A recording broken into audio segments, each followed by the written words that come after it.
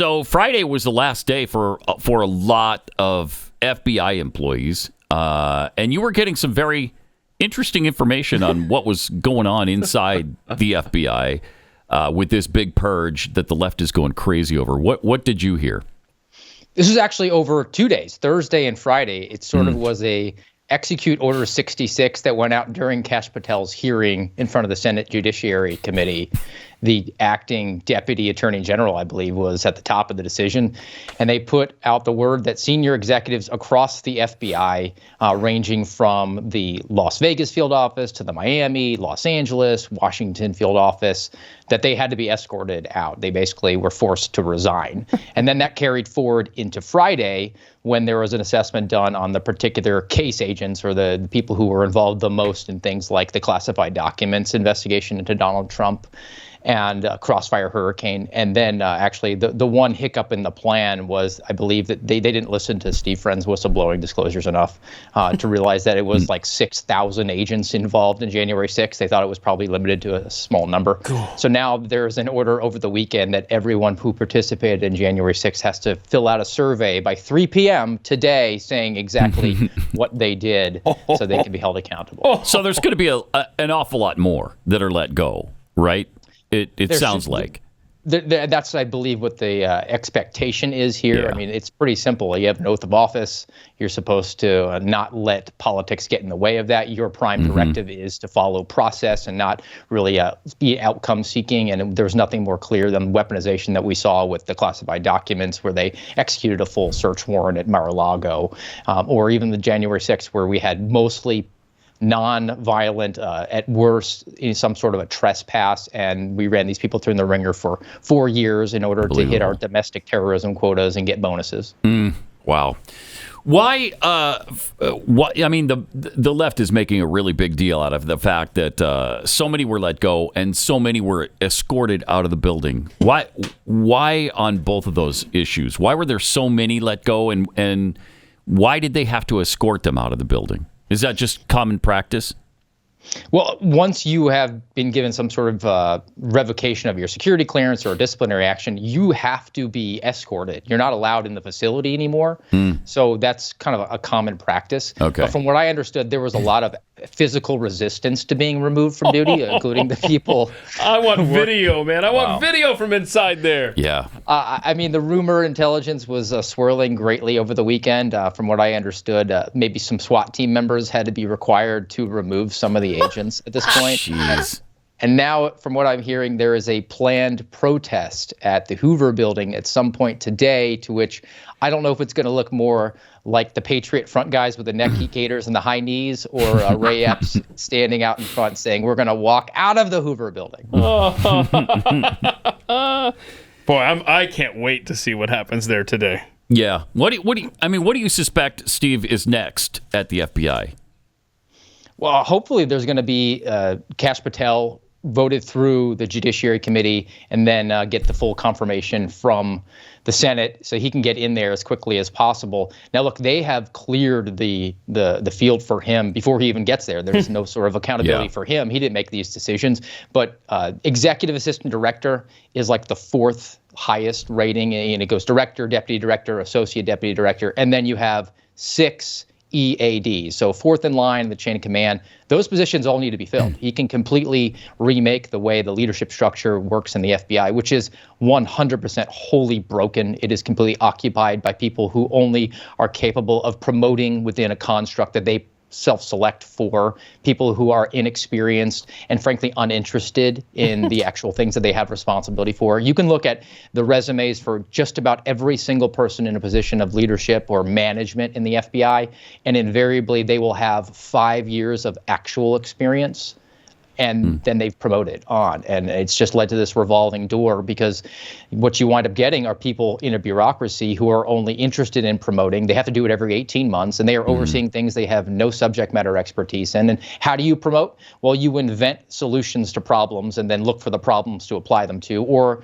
you get your bona fides by just firing people. So they have to look for people who are problematic, people who are willing to say, look, I'm not just going to follow orders. We're talking with FBI whistleblower Steve Friend. Steve, is it possible that this is too much too quickly? Can the FBI still function with as many firings as are going on there? Can they still do their law enforcement job? Absolutely, because for the most part, most FBI agents are not really that engaged in casework. I mean, over half the agents do not work criminal violations. They're sitting at a desk in a cubicle, and even those that do work criminal violations still sit at a desk, wait for local law enforcement to arrest someone, and then they just take the file office space style over to the federal prosecutor. They can enhance their abilities if they're really worried about personnel. They can bring in task force officers, local police, sheriff's officers, and deputize them. And those are the guys that are experienced detectives and know actually how to carry forward investigations. They already exist. They can just enhance that capability. But I think that the slugs here are going to be put for a decision for all their chips. And that was really the genius of these moves on Thursday and Friday of last week. It was the last weekend for these people to decide whether or not they want to opt in to the deferred resignation that was put forth government-wide by the Trump administration. Wow. Jeez. Boy, you had to make some life-altering decisions real fast. Yeah.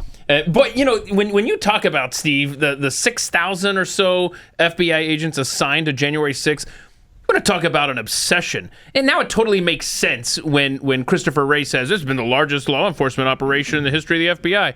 Well, no, it was an obsession, bro. I mean, that is... there's so much stink in that building. Just scrub it down. It was a case management decision that was made. They took one case and opened a separate case for every single person. So you took one case and made it into thousands of cases. And then even though the incident happened in D.C., whoever the person lived, that office on paper was managing a terrorism case. So now we have a map that looks like domestic terrorism around the country, and it's really people that stood outside on the grass at the Capitol.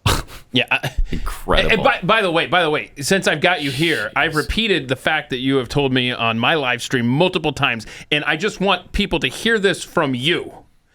Please, while we have you here, what is that stat about domestic terrorism involvement in the FBI? Please hit us with this. This is stunning. The FBI playbook of finding a vulnerable person and provoking that person into doing their worst things that they are not predisposed or capable of doing. So essentially entrapment. You're guilty until proven innocent in the eyes of the Department of Justice, and they make no secret about it. It's in excess of 90% of FBI convictions and sentencings on domestic terrorism. The person was not predisposed or capable of actually committing a terrorist attack. Completely instigated by your federal government. Well, we've seen that, like in the case of Gretchen Whitmer in Michigan, right? One of them. Did that not come from the FBI? It absolutely did. And look, it goes on all sides. I mean, the Muslim community in this country is about 25 years ahead of the curve on this one. Yeah. The Liberty City 7 is still the FBI's greatest al-Qaeda arrest. 7 guys, not one was actually affiliated with al-Qaeda. Oh, my gosh. It's stunning. I mean, they instigate all domestic terrorism. Over 90% of all domestic terrorism instigated by your FBI. Unbelievable, man.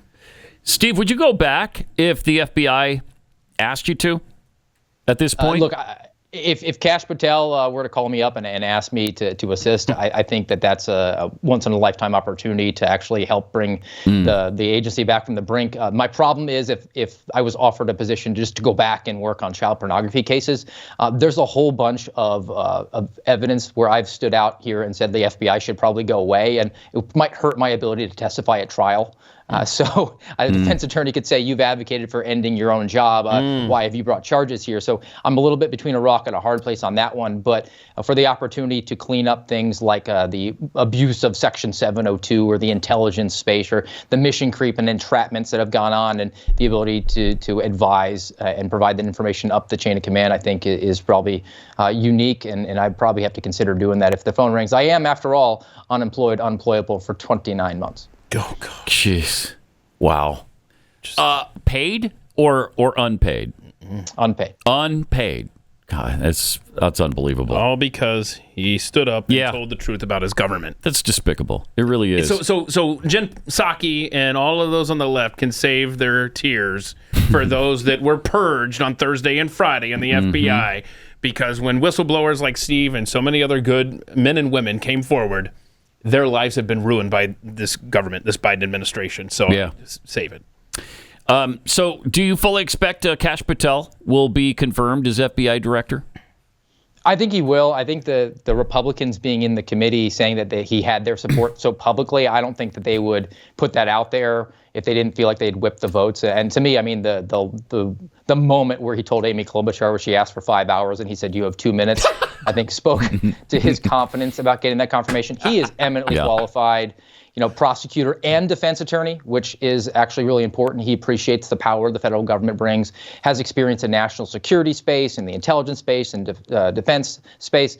I mean, Christopher Wray was a white shoe law firm attorney and a federal prosecutor some of the time. So it's not like qualifications there exceeded what Kash Patel brings. Kash Patel is really qualified, and he's just he's a regular guy. I mean, like I've interacted with him a couple of times, and I think people have a misconception about really where he stands. He's a process guy, and he said that in the hearing. He wants to be fully transparent. He wants to restore the FBI to something where it is an objective force for good that is interested in protecting the American people against fraud and force, not in picking winners and losers.